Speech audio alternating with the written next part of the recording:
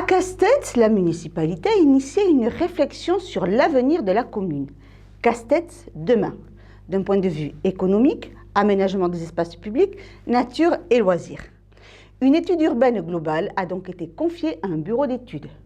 Des Castésiens ont été conviés à y participer également.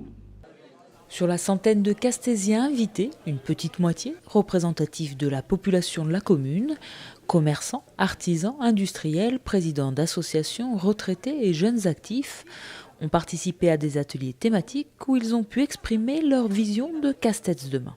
C'est ça, c'est donner leurs sentiments sur ce qu'ils vivent eux au quotidien. Alors nous élus, on le vit bien sûr, ce dossier on va s'en saisir nous derrière, mais il était important dans cette démarche que les citoyens se sentent impliqués. Et on l'a vu vraiment, moi j'ai écouté d'une oreille attentive ces débats, les gens sont impliqués, ils ont un avis à donner et ils veulent que ça soit entendu. Et c'était l'occasion, donc après il y aura une phase de rendu où il y aura des réunions publiques pour rendre ce projet.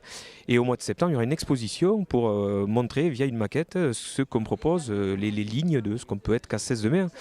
Donc les gens étaient très impliqués et voilà, moi je suis vraiment satisfait de cette soirée parce qu'on les a sentis vraiment à fond dans ce projet et à nous accompagner. Donc nous derrière, ça nous met un peu la pression puisqu'il va falloir qu'on travaille et qu'on fasse des choix, qu'on indique au cabinet de se focaliser plus sur un thème que sur un autre. Et derrière, on aura des propositions à faire. À travers 4 thématiques, économie et activités, espaces publics et déplacements, nature et loisirs et entrée de ville et commerce, les participants ont pu donner leurs avis et formuler leurs idées, des réflexions qui vont nourrir le projet et orienter les élus et les urbanistes. Nous, on est sur un territoire 1 an, 2 ans maximum. On n'est pas suffisamment longtemps pour bien comprendre un territoire et les ateliers thématiques que l'on fait au départ, sans projet, on n'a pas de projet aujourd'hui. Sans projet, ça nous permet vraiment de nous immerger dans le territoire, nous, de recevoir de la part des habitants un petit peu le ressenti des lieux, comment ils habitent la ville. Et de temps en temps, on arrive à attraper 2, 3, 4 ficelles pour le projet global. Et nous, on comprend quand même, c'est un gain de temps pour tout le monde, en fait, ces ateliers en début.